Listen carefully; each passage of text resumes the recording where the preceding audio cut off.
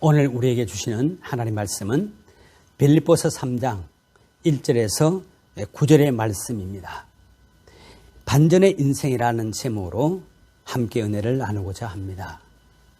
여러분에게 기쁨을 주는 것이 있다면 무엇이라고 생각하나요?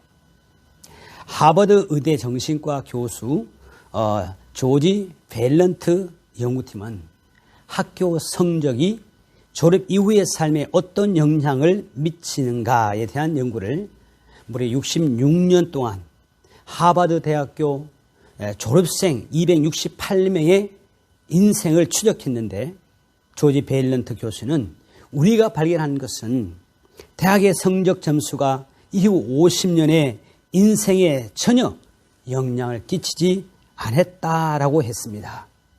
오히려 삶의 역경에 처했을 때, 어렵고 힘듦에 처했을 때, 고난에 처했을 때 웃음으로 극복한 사람들이 가장 성공적인 삶을 살고 있었다고 결론을 내렸습니다.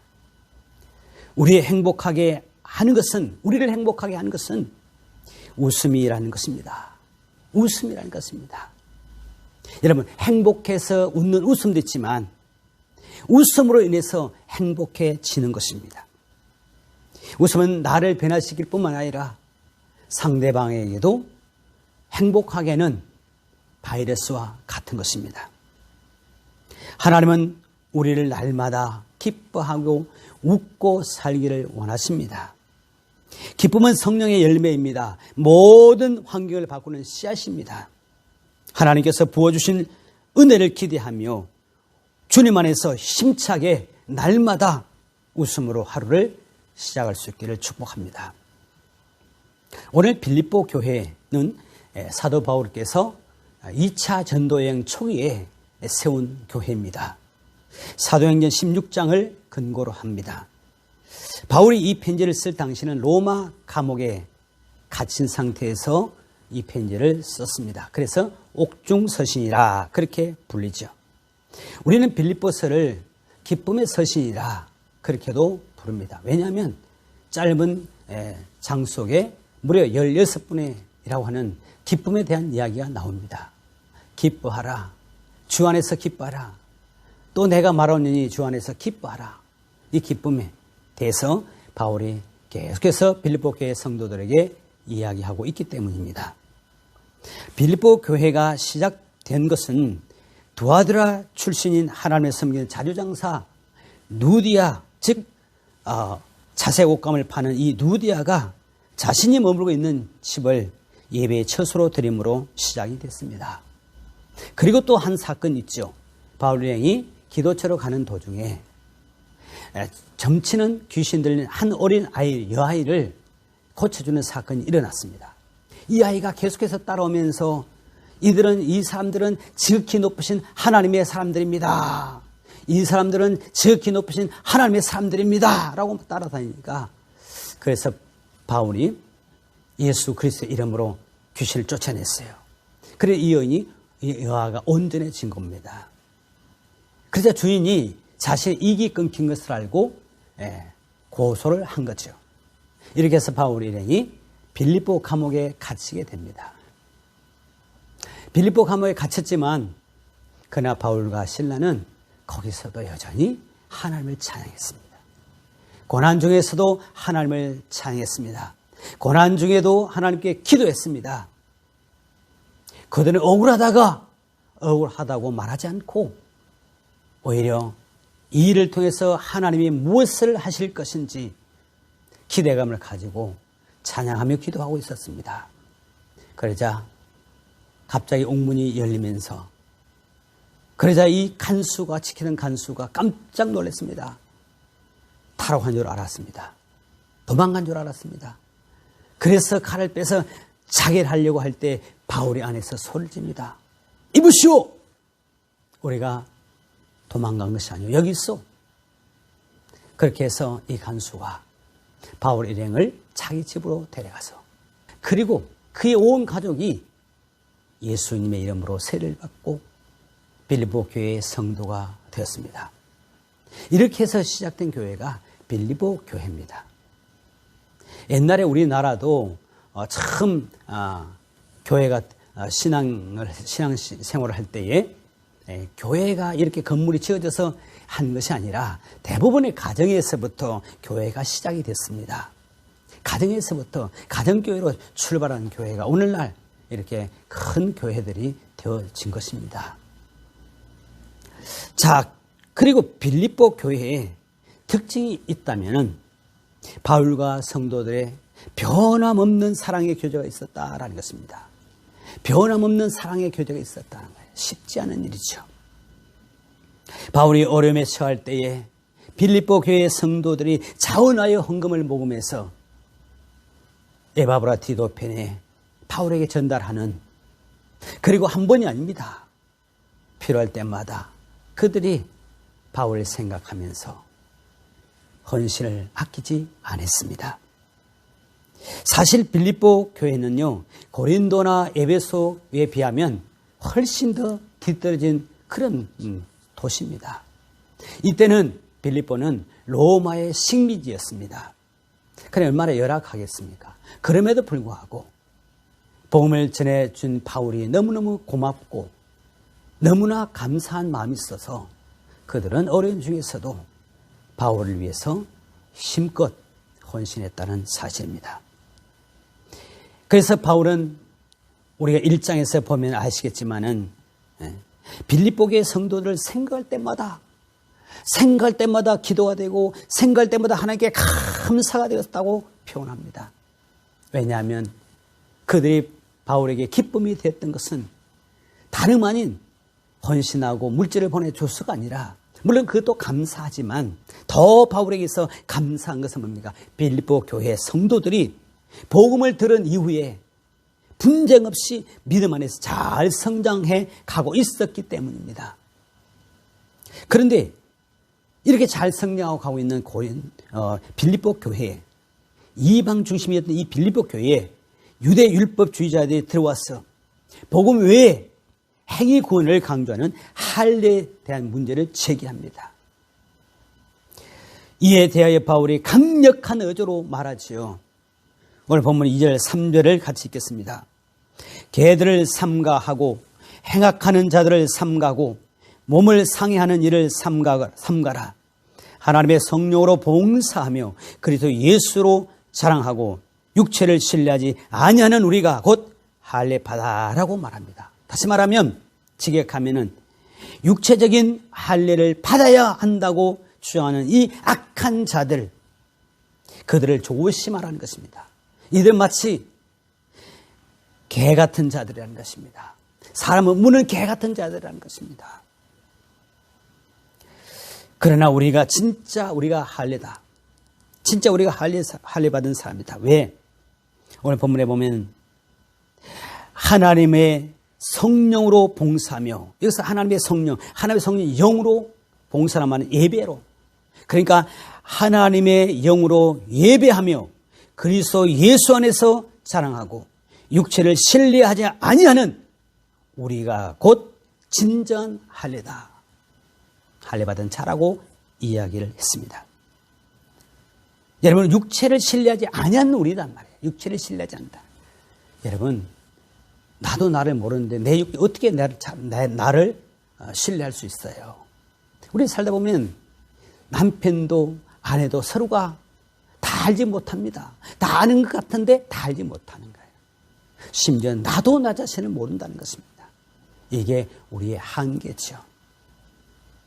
자, 그러면서 바울 자신의 삶, 내가 어떤 사람인가를 육신적으로 자랑할 것 같으면 나는 어떤 사람이냐고 그는 고백하는 것이죠. 바로 바울은 유대교의 선봉자였다는 거예요. 유대교회를 철저하게 신봉하는 신봉자였다. 율법을 철저하게 지키는 바리새인이었다. 그리고 행위 구원으로 말하면 행위로 구원받는 이 할례를 주장하면서 예수님을 믿는 자들을 박해하던 사람이 바로 자신이었다고 말합니다. 오늘 보면 4절에서 6절 말씀을 읽겠습니다.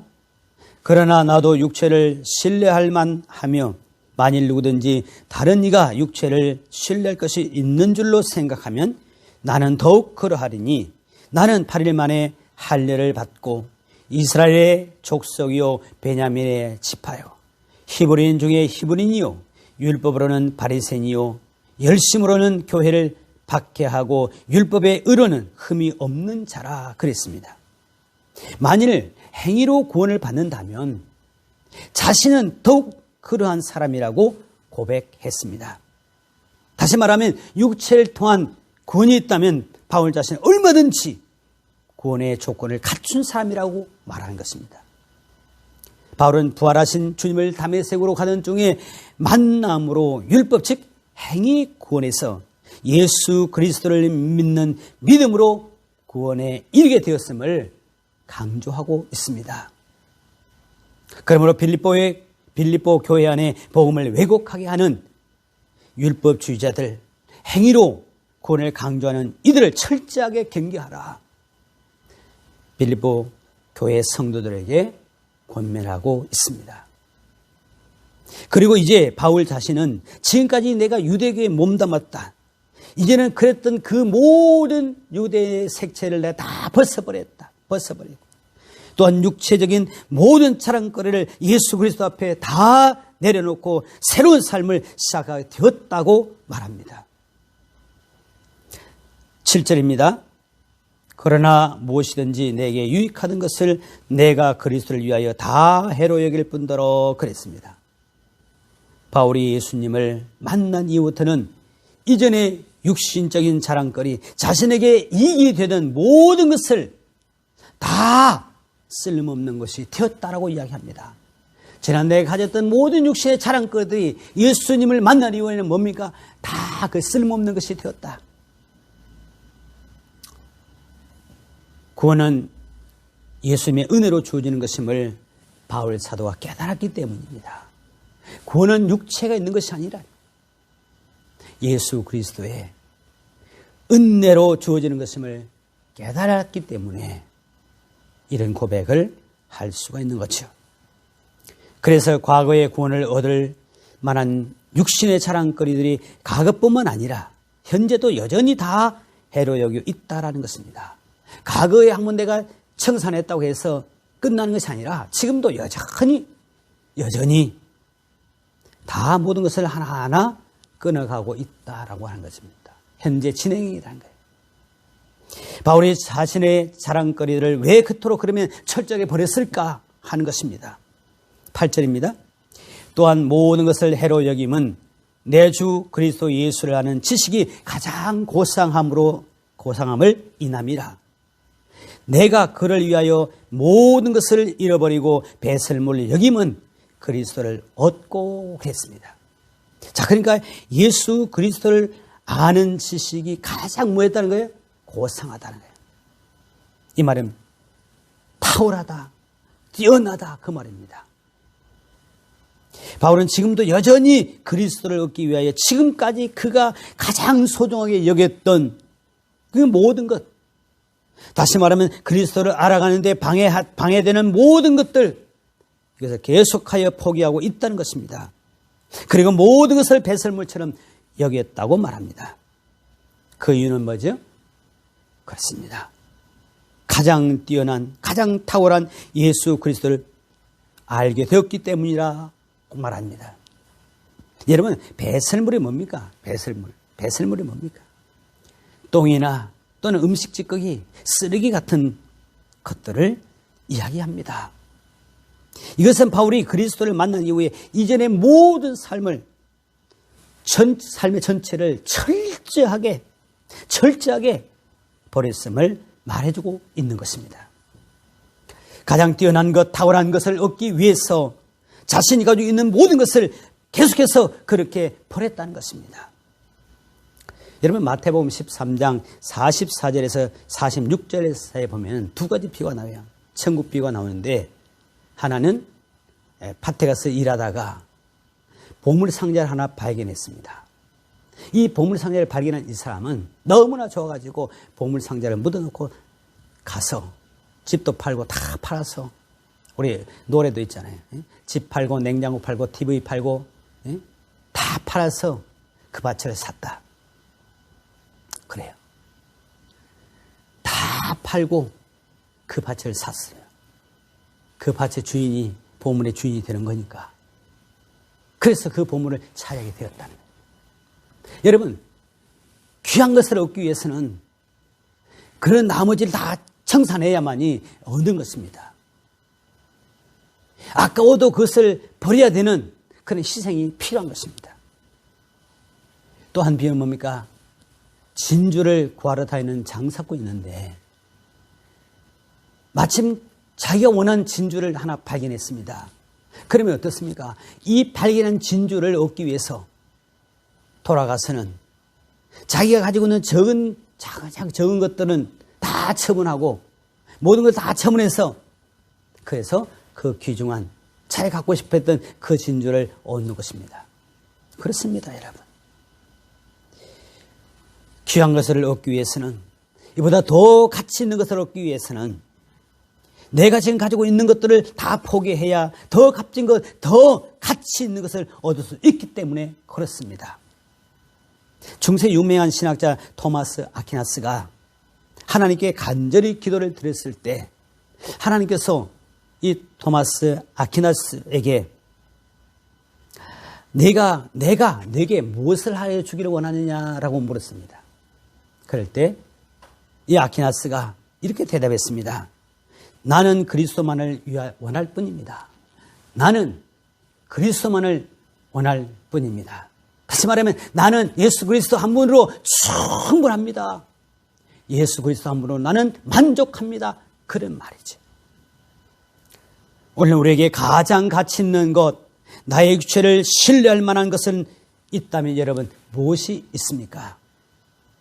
여러분, 내가 가지고 있는 가장 가치 있다고 여기는 그것이 나의 생명을 지켜주고 나의 가정과 삶을 이끌어가는 힘이라고 여러분 생각하고 있는지요? 우리의 죄를 사하시고 우리의 영혼을 구원하시는 예수 그리스도보다 더 귀한 것이 여러분에게 있으십니까? 우리의 육체의 자랑거리를 다 버려도 후회하지 않는 것은 현재 우리의 삶뿐만 아니라 미래의 우리의 영혼까지 책임지시는 예수 그리스도를 얻은 것이 가장 뛰어난, 가장 탁월한 것이기 때문에 후회함이 없는 것입니다. 그래서 후회함이 없는 것입니다. 바울이 가진 최고의 가치로 자랑하던 것들을 모두 버리기란 쉽지가 않았을 것입니다. 좋은 가문, 좋은 혈통 그것도 있지만 실은 자기가 얼마나 많이 노력해서 얻은 것도 있지 않습니까? 엄격한 규례를 지키고 철저한 민족주의자로 바리새인이요 그리고 유대교의 맹신자로 기독교를 박해하고 율법을 지키는데 좀 더 소홀함이 없었고, 그리고 당시 대제사장들과 지도자들부터 사랑을 받는 장래가 기대는 그런 사람이 아니었습니까? 그런 그가 다 버린다는 것이 쉬운 일은 아니었을 것입니다. 그러나 이제 바울은 자신의 것을 버리고 예수 그리스도를 얻은 것입니다. 율법을 버리고 복음을 얻은 것입니다. 형식적인 삶을 버리고 이제는 실제의 삶을 얻은 것입니다. 소멸될 진리가 아니라 영원한 진리를 얻은 것입니다. 그래서 바울은 예수 그리스도를 자랑하며 살기로 결단한다고 고백합니다. 우리 고린도전서 2장 2절의 말씀을 제가 읽어드리겠습니다. 내가 너희 중에서 예수 그리스도와 그의 십자가에 못 박히신 것 외에는 아무것도 알지 아니하기로 작정하였습니다. 그랬습니다. 십자가에 못 박히신 것 외에, 예수 그리스도께서 십자가에 못 박히신 것 외에는 아무것도 내가 알기를 원하지 않는다는 것입니다. 갈라디아서 6장 14절에도 내게는 우리 주 예수 그리스도의 십자가 외에 자랑할 것이 없으니 그리스도로 말미암아 세상이 나를 대하여 십자가에 못 박히고 내가 또한 세상을 대하여 그러하리라. 이 말은 세상과 자신을 철저하게 구별하며 살겠다는 결단입니다. 세상과 철저하게 구별하며 살겠다는 강한 의지의 표현입니다. 그 이유는 오직 그리스도의 십자가만이 유일한 구원과 생명의 근거이기 때문에 그렇습니다. 우리가 예수님을 믿는 것은 예수님의 영생이기 때문입니다. 그러므로 예수님을 믿는 우리에게 구원과 제사함과 영원한 생명을 얻어 누리며 살아가고 있는 것, 오늘 우리가 그런 은혜 속에서 지금 우리가 살아가고 있지 않습니까? 요한복음 17장 3절에 영생은 곧 유일하신 하나님과 그가 보내신 자 예수 그리스도를 아는 것이니라 그랬습니다. 자, 그럼 영생이 뭐냐? 하나님을 아는 것, 예수 그리스도를 아는 것이라 이야기했습니다. 그런가 하면 요한복음 5장 39절과 40절에 너희가 성경에서 영생을 얻는 줄 생각하고 성경을 연구하거니와 이 성경이 곧 내게 대하여 증언하는 것이니라. 그러나 너희가 영생을 얻기 위하여 내게 오기를 원하지 아니하는도다 그랬습니다. 자, 영생을 얻기 위해서는 어떻게 해야 됩니까? 예수 그리스도를 영접하는 것입니다. 예수 그리스도를 아는 것입니다. 예수 그리스도를 믿어야 된다는 사실을 분명하게 말씀해 주고 있습니다. 그런데 영생 얻기 위해서 주님께로 오지 않는다는 것입니다. 예수님을 믿지 않는다는 것은 곧 영생이 없다라는 말이에요. 우리의 영생을 얻기 위해서는 나의 죄를 사하시고 나를 구원하시러 이 땅에 오신 예수 그리스도, 영생이신 그분을 믿는 것밖에는 없습니다. 다른 것은 구원이 없습니다. 어떤 사람에게도 구원을 줄 만한 그런 근거가 없어요. 오직 예수 그리스도만이 우리의 구원자이심을 믿으시기를 원합니다. 그래서 사도 바울은 예수를 믿는 것에 방해가 되는 육신의 자랑거리, 그 모든 것을 버리고 가장 고상한, 즉 탁월하고 뛰어난 영생이신 예수 그리스도를 얻었다고 고백합니다. 우리가 무엇인가 얻기 위해서는 버리는 희생이 따릅니다. 포기하는 희생이 따릅니다. 그러나 그 희생은 결코 우리를 외면하지 않습니다. 바울은 로마서 8장 18절에 같이 읽을까요? 생각하건대 현재의 고난은 장차 다가올 영광과 좋게 비교할 수 없도다 그랬습니다. 메시지 성경에 보면 나는 현재 우리가 겪고 있는 힘든 때와 장차 우리에게 다가올 좋은 때는 서로 비교할 수 없다고 생각합니다 그랬습니다. 그러니까 장차 이 땅의 삶과 하나님의 나라에서의 삶과 비교가 안 된다 그 말이죠. 비교할 수가 없단 말이에요. 천국과 지옥이 비교가 되겠어요? 안 된단 말이죠. 그 무엇과도 비교할 수 없는 거다. 없다는 사실을 이야기해 주고 있습니다. 어려움 속에 있는 모든 그리스도인들에게 주시는 소망의 메시지입니다. 사랑하는 여러분, 오늘 우리가 얻은 의, 죄사함과 구원, 하나님의 자녀로 살게 된 것은 오늘 우리를 위해서 예수님의 보배로운 그 십자가에 의해서 피를 흘려 주셔서 대가 지불하고 우리를 사신 하나님의 전대적인 은총입니다. 전적인 은혜입니다. 우리의 노력이나 행위로 얻은 것이 아니라는 것입니다. 에베소서 2장 8절 9절에 보면 구원은 하나님의 선물이라 했습니다. 행위로 된 것이 아니라는 것입니다. 만일 행위로 되면 우리가 자랑할 것이 얼마나 많겠어요. 그런데 우리 행위로 된 것이 아니라 전적인 하나님의 은혜라, 하나님의 선물이라 그렇게 우리에게 말해주고 있습니다. 자, 바울은 오늘 본문 9절에서 다시 한번 구체적으로 이야기해 주죠. 같이 읽습니다.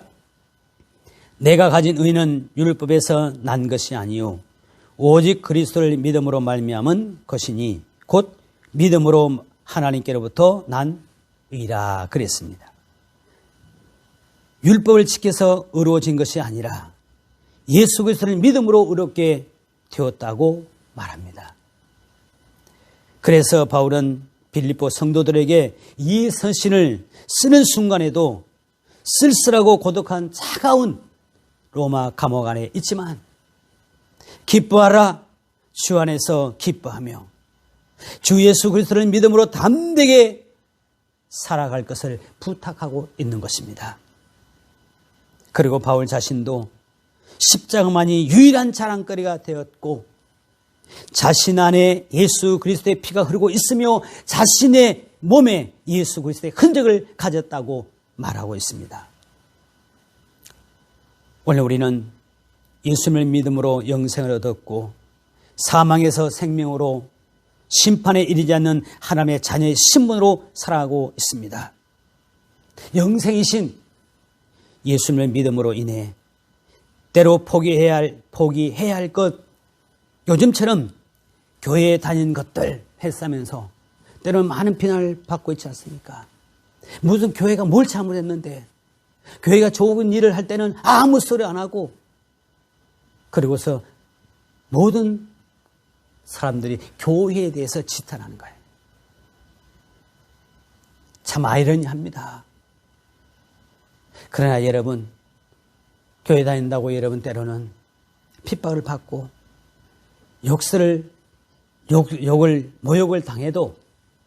모욕을 당해도 끝까지 인내하고 여기까지 달려오신 여러분이 진정한 하나님의 자녀입니다.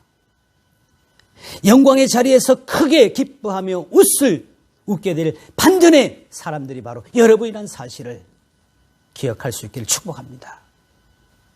사랑하는 여러분, 어떤 어려움이 있을지라도 웃음을 잃지 말고 삽시다. 그리고 예배드리는 자리, 말씀 있는 자리, 기도가 있는 자리, 생명으로 축복 얻는 그 자리를 놓치지 마시기를 바랍니다. 왜냐하면 그 자리가 우리의 자리입니다. 그 자리가 나의 자리이기 때문에 그렇습니다. 지금은 손해보는 것 같지만 이 자리가 영원한 축복의 자리입니다. 이 귀한 자리를 다른 사람에게 빼앗기거나 양보하지 마시기를 바랍니다.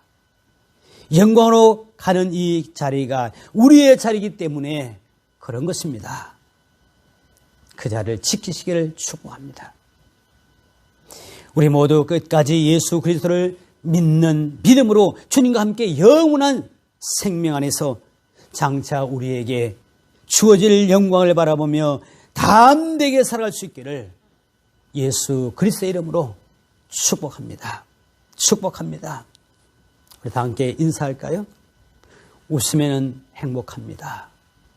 웃음으로 행복하게 삽시다. 아멘. 이제는 우리 주 예수 그리스도의 은혜와 아버지 하나님의 만극하신 사랑하심과 성령의 감동, 감화, 교통, 위로하는 은혜가 오늘 예배 자리에서 또 가정에서 예배드리는 우리 모든 성도들 위해와 저들의 가정과 생업과 자녀들 위해 더 나아가 복음을 전하는 우리 선교사님들 위해와 이 나라 이민족 위해 이제부터 영원토록 함께 하시기를 간절히 축원하옵나이다. 아멘.